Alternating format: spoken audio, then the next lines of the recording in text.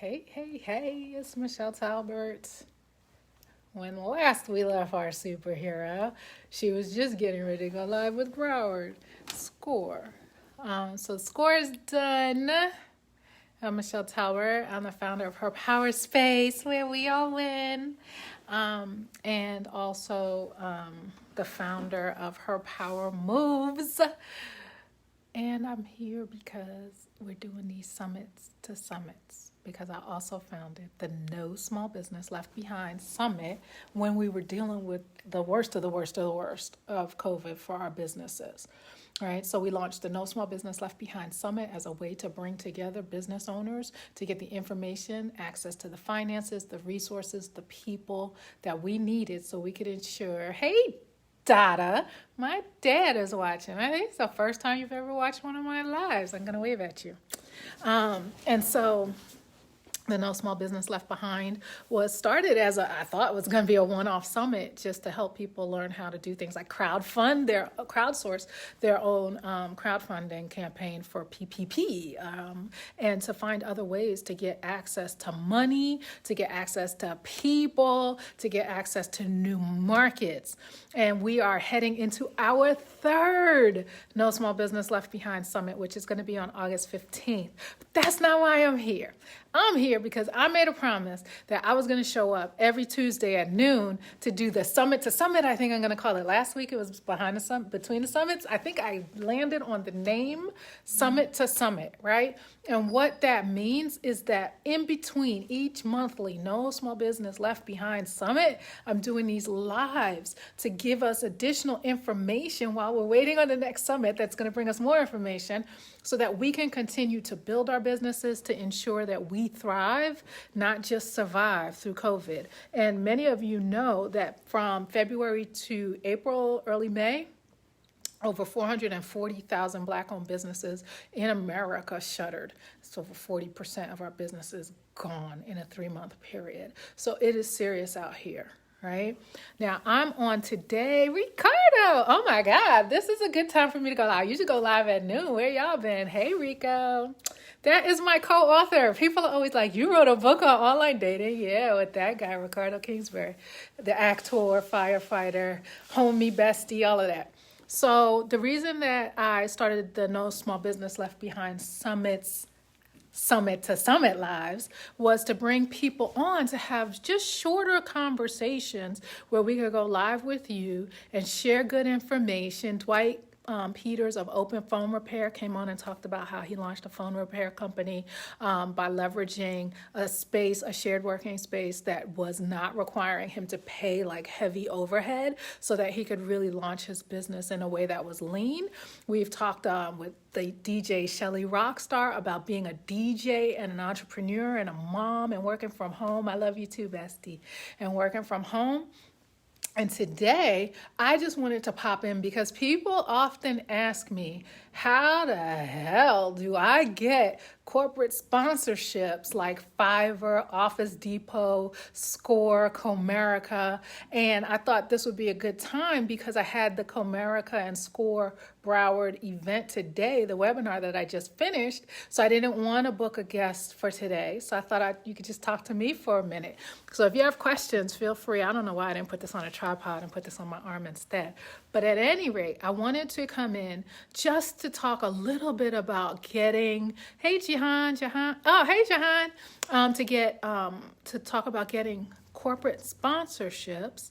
And I thought today would be a good day to do it because it just so happened that Score Broward, so there's a big organization, national organization based out of DC called Score. SCORE is an organization where they have a volunteer cadre of people who used to be executives at corporations, generally speaking, large businesses, some small businesses, but they were C-suite folks. C-suite meaning chief executive officer, chief financial officer, chief operations officer, chief marketing, et cetera, et cetera, et cetera, right? So these are people who had business experience A lot of them made a lot of money and then wanted to come back to the community and give back by volunteering their time, helping entrepreneurs, people like us who have ideas about a business but don't know what the next step is to take. And different people, have varying opinions about SCORE and how that's helped them or not, or, what the volunteers understand kind of in the current times, because again, a lot of them are retirees.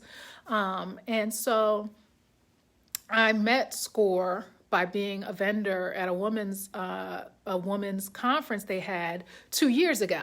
And it was my first ever vendor table. Well, at that exact same event, Comerica Bank, and those of you who are local know Coach Mo. She is their community liaison and vice president, I think, of community relationships here in South Florida.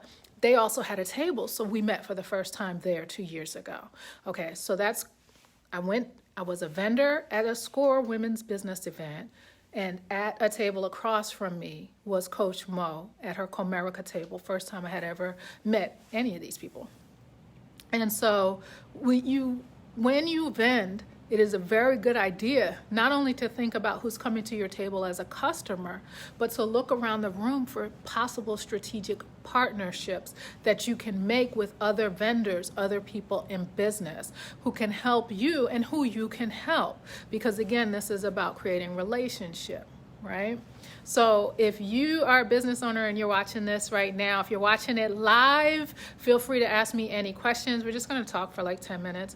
And if you are watching this in the replay, drop replay and drop your question, and I will be coming back to answer questions. So if you have questions about vending at an event, which is a little difficult to do right now with us having social distancing, but more so about creating connections with corporate sponsors, please drop your questions in the comments. So, created just a general relationship, got to know Coach Mo, learned more about her, we emailed a little bit, continuing, hey Adora, continuing the relationship, and just kind of watching what she was doing on social media and what she was about, and learning more about what Comerica's goals were, right? Because remember, if someone is vending at an event, including ourselves, if we're vending at an event, there needs to be a reason why we're there, right? So like I said, I just did the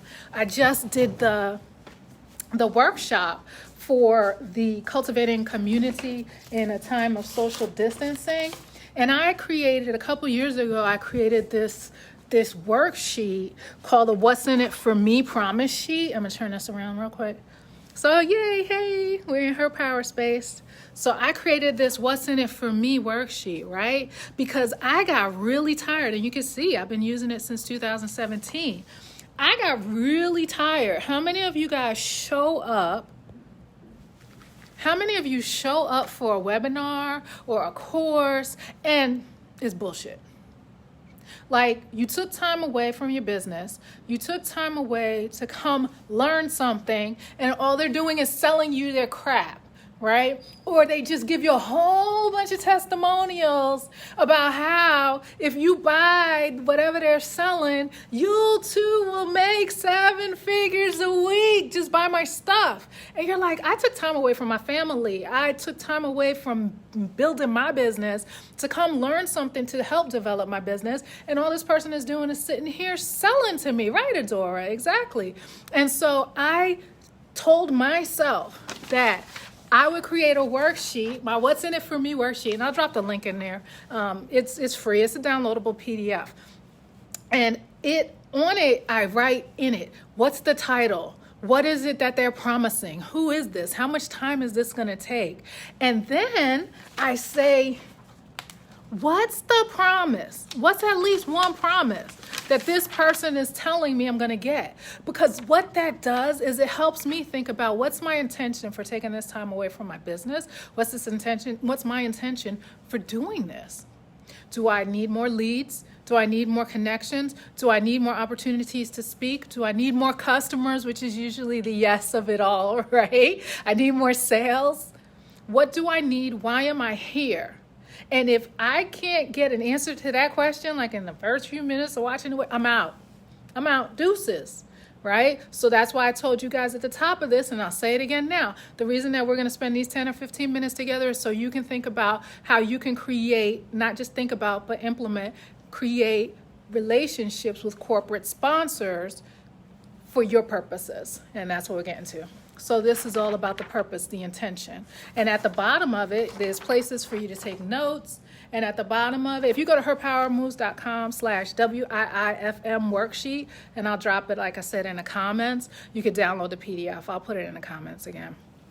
So you can download that and take notes on it, write on the computer, or print it out and read it. And write on it. Yeah, Adora, I'll definitely put the link so you can download the PDF. But the point of the matter is that it's not only about what will I learn. There is right here at the bottom, this is my action promise to me. What is one actionable takeaway that I will implement within the next 24 hours to move my business forward and achieve the benefit of this information? Okay, so that's the What's in It for Me worksheet.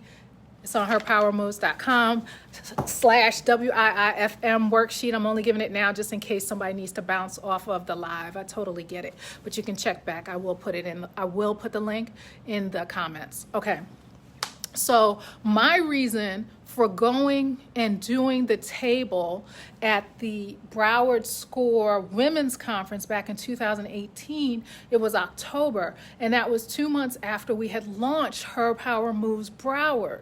Her Power Moves Broward is my online, offline, which is now online, community of women business owners and entrepreneurs and side hustlers and solopreneurs, where we were coming together every other month in a different woman-owned brick-and-mortar business so that we could come together and unnetwork, where we could make connections that were ethical, that we could create business opportunities for each other, meet people who we hadn't met before, all within brick-and-mortar businesses owned by women who you might not have known existed. Bettina had the Fashion Plug. Bettina the Fashion Plug, I think is her name. But she had a nice, cute little boutique. That was our very first one over in Wilton Manors. If you're here in South Florida, you know what I'm talking about. And then over here, we did Chef Ina's restaurant. I'm pointing down the street from where my co-working space is now located in Sunrise. And we did up in Coral Springs. We went up to Faye Jacobs' Pilates studio. That was my goal, right? It's we all win. That's why I always sit here when I do these recordings. This is my space, and I do believe we all win. So I wanted to meet other local business women in Broward. That was my intention for going, right? So you set a purpose when you do something, when you take a course, when you buy a vendor table. They're not cheap, right? You don't want to be sitting there from a place of desperation. You're not buying a vendor table so that somebody can come and pay you the amount of money you spent on the vendor table. It's bigger than that, right? But you have to sit down and have that thought before you make that investment. So for me, I wanted to get as many women signed up so that I could get them on my email list and introduce our Her Power Moves community. There were over 200 women there. We walked out of there with over 100 signatures. I didn't have enough sign-up sheets. If you've been to some of my events or events where I've been at a vendor table and you've seen me like ripping off, because Tanya Harrison of Signal Partners yells at me all the time, because I always downplay how many people I think are going to be interested in what we have at the table, and then we always get all these crazy sign-ups, right? So the point being that when I got there, my goal was just to make connections with the women coming to the table. It was my first ever vendor event, and I happened to meet Coach Mo. Coach Mo is, like I said, Vice President of Community Development or Relations for a local bank. Now, we're 2 years later in the middle of a pandemic. Put a pin in that. When I met her, I didn't know a whole lot about community banks. I knew about credit unions, but I didn't know about some of the smaller banks that really you want to have a relationship with a bank. 2 years later, we see why, right? So when you're with Wells Fargo or SunTrust or PNC or any of the these like big juggernauts, they don't care about the little people. We found that out when PPP went bust because they gave all the money to their cronies, like Steak and Shake and stuff, and Ruth's Chris, right? So again, remember, no small business left behind. We're small. So being with a small bank could actually be something that's of value. But I didn't even know that, right? I couldn't have none of us had an idea of a pandemic on the horizon, but just made the relationship with Coach Mo. Didn't think of her as, oh, this is a corporate sponsor. I thought of her as this is a person who has her own reason for having a vendor table at a women's business conference. See how that mindset shift, just a slight shift, can make all the difference in how you may approach that person? So I asked her, what made you have a table? And then she began to share with me some of the goals of Comerica and how they want to be here for the business community in South Florida. And I told her what we were doing for women in business. And we just continued to watch each other. Because now, of course, what's the first thing you say to somebody? What's your Instagram? What's your Instagram? Let me follow you on Instagram, possibly LinkedIn. Right? So we started following each other. And I'm just using Coach Mo as an example because this is almost literally how many of those relationships for me got started with corporate sponsors. So by going back and forth and just learning more about each other, liking her posts, putting comments on her posts, her doing the same, and then you have the phone call, talk about more, get more into what is it that they're looking to achieve. And then you begin to think strategically, which is not unethical, about how you might be able to help them achieve their goals. Well, if they're looking for business owners, and specifically possibly people of color and people who are women or whatever, and you have a whole organization of women business owners who need access to capital and would love to have a community bank, or someone who they could talk to, peanut butter and chocolate, that's easy. So, but it only happens because you start to think about people as people. You don't think about it as the corporate sponsor. You think about it as the relationship, and then they have, corporate dollars. Hey, do you need our help with an event? Or you say, you have an ask. We're hosting an event. Here are different categories of sponsorship. What can you do financially, in kind, things like that. Because you're thinking about the corporation as the individual with whom you've made the connection. So that's kind of how that Comerica thing has happened, and they have been very generous to us for thank you, Breaking Barriers, appreciate it. And so they've been very generous to us. Now, remember, again, that you're thinking about people from the perspective of what are the needs that they have to meet in their business. And they are employees in a corporation. So how do you make them look good to their superiors? How do you help them achieve the goals that they have set, the benchmarks they have, things of that nature? And by positioning yourself, whatever your industry, as someone who can help them achieve their goals, yes, they're going to fund your events. They're going to fund your opportunities. So Office Depot, same thing. We have the discounts here in the space for Office Depot. I'm pointing at the printer that Office Depot gave us, right? If you were at our grand opening, you got the goodie bags from Office Depot filled with stuff, right? And then they've given us opportunities to take other women business owners to their headquarters here in Boca Raton, right? So we had 5 women from the Her Power Moves community, all women of color, talking about their businesses from law to consulting and beyond. And now they each have their own personal Office Depot representatives. But Office Depot isn't doing that only out of the goodness of their heart. I don't know that they're not doing it out of some goodness, but they also have corporate benchmarks to make. They also want to get more business people buying their things, right? So again, if you position yourself as first understanding the needs of the person with whom you make contact in the corporation, then by giving them and helping them achieve their goals, one of the things they have access to is buku bucks.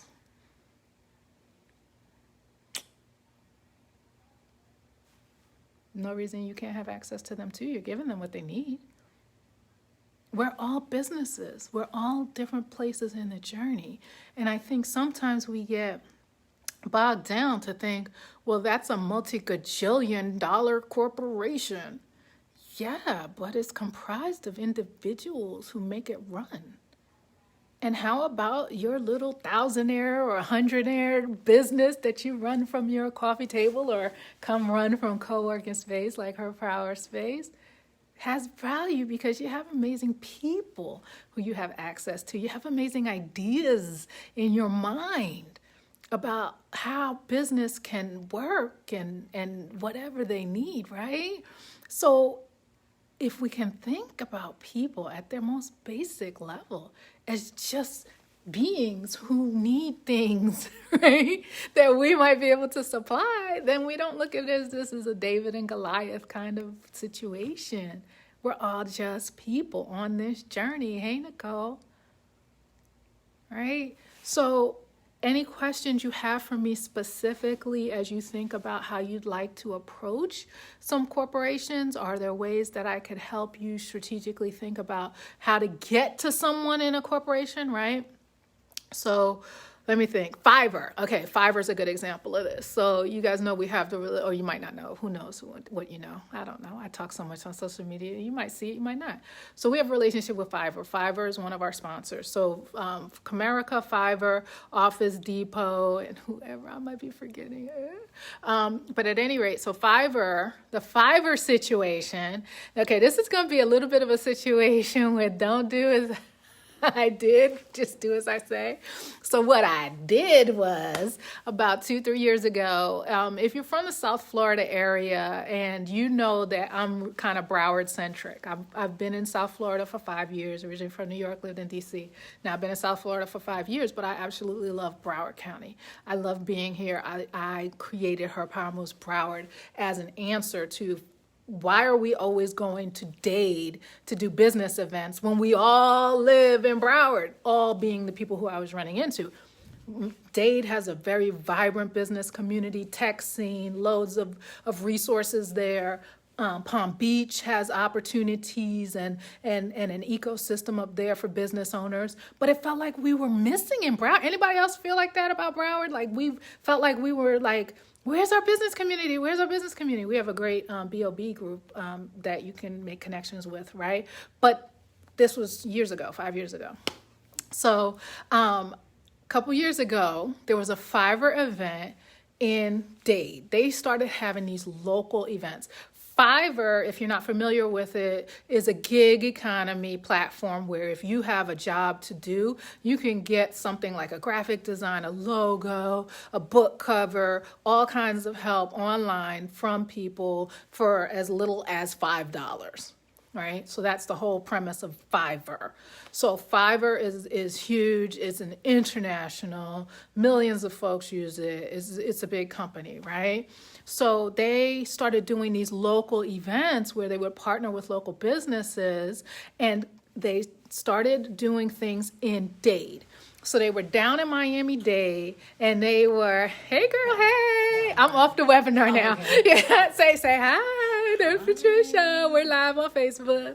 She co-working, traveling Aura, doing her business. Okay, so they had this event down in Dade, right? And I was like, I want to go. I want to see what this Fiverr event is all about, because they were talking about, they were making connections with local business people. So I wanted to see. So we go deep down into Miami, great event all day. And they had different panels.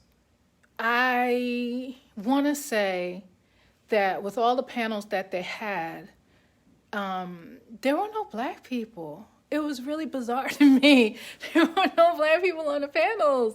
We were in the audience, but not on the panels. It wasn't really representative of how the experience of a business owner in Broward is, right? You guys know what I'm talking about. So we're there, and they started this weird conversation from the panel about how the Wing, the huge woman co-working space that had gotten millions of dollars of cash infused into it by investors, was not interested in coming to South Florida because they didn't feel that there was a vibrant enough women's business community. And I was like, I got so angry. The words just kind of came out before I could put them back in, and it was kind of loud. And I was like, y'all need to come to Broward. And it was like crazy. But like I said, don't do as I do, do as I say. The point is, I noticed that Fiverr was saying that they wanted to make these connections with the business community, but there was a big gap between the business community's reflection of the rest of us. So I got angry. So this is a situation where a relationship was forged out of anger. I was frustrated. I felt that we had been ignored. And I sort of reached out to some of the coordinators and the people who had put it together. Some had come down from New York, whatever. They weren't really trying to hear me, to be quite honest. So I was on their email list and they would send out these emails. And I literally just would reply every now and then and say, hey, have you thought about having an event in Broward? Have you thought about having an event in Broward? And then I opened my own co-working space in January of this year. And I noticed that the from email name changed. And I thought, this might be an interesting opportunity. And I literally reached out and said, hey, gave a little history of I went to that event, thought it would be great. We have a vibrant community in Broward. Would love to learn more about what you are doing to connect with local business owners. I see you have this initiative. So this is a place where I was proactively pursuing this corporate opportunity because I believed that bringing Fiverr to our community would benefit our community. And I was pissed that they were ignoring us as if we didn't matter, right? So sometimes sometimes you're fueled by a negative emotion, but it'll have a positive outcome. And that's exactly what happened. I didn't present it as angry. I was kind of being relentless because I was angry. And we got on a call, and within that first call, they had already agreed to sponsor our first Fiverr Her Power Space joint event here in the space, and a bunch of you were there in February. And that's how that corporate relationship started, and it has continued. And I just continue to be of service and ask them for things when we're doing events. So again, making relationships, however they are based, finding the people, seeing the to name, looking on LinkedIn, showing up in people's inboxes, not to sell, to learn what they need, what are they trying to accomplish. These are all the steps in just making relationships with people who happen to have access to deep pockets. And it doesn't mean you'll always get money as well. You have to sometimes be a little flexible and say, well, what are some other benefits that can help me, which may be access to their mailing list. Right? It may be them purchasing all the food for your event, even if they don't give you cash. It may be that you're a for-profit organization and that business can only give to nonprofits, and you'll need to have a fiscal agent in place. I am a lawyer, but I am not your lawyer. This is not legal advice. These are just examples. Okay? So thinking through strategically what it is that the value is that you offer, finding out what people need within their corporations because of goals that are set by their corporations that you can help them fill, and then asking what it is that you need to be supplied. Money, access, partnerships, peer relationships, speaking on stages at their events, being the front of the room and positioning yourself as the expert on their stages. That's why this What's in It For Me worksheet that I created is bigger than just being on webinars. It's about everything we do, having intentionality. Okay? So that's my time. I don't even know because I don't have a clock on here anywhere. I'm pretty sure I talked for more than 10 or 15 minutes. So I just wanted to pop in to talk about how do you position yourself to get corporate sponsorships, to think through how you can get what you need, right, for your business while supplying what they need for theirs and making it a mutually beneficial exchange. If you have any questions, you can drop them. Otherwise, I am Michelle Talbert here at Her Power Space, our co-working event venue and podcast studio. We also do mail services here in Sunrise, Lauderhill, Florida. Thank you so much, Adora. I appreciate you checking us out and tuning in. And I will drop that link to the worksheet down herpowermoves.com/WIIFM worksheet. And you can get that downloadable PDF. I don't ask for your email address or none of that, because sometimes it is. We all win, right? All right, so check you later, and you guys know how to find me. All right, No Small Business Left Behind Summit is August 15th is the next one, and next Tuesday's Summit to Summit chapter will be with intellectual property attorney Jackie Garcia. She is the IP guru, and we're going to be talking about trademarking and copywriting and protecting your assets. All right, I'll see you guys next week and probably online. All right, bye.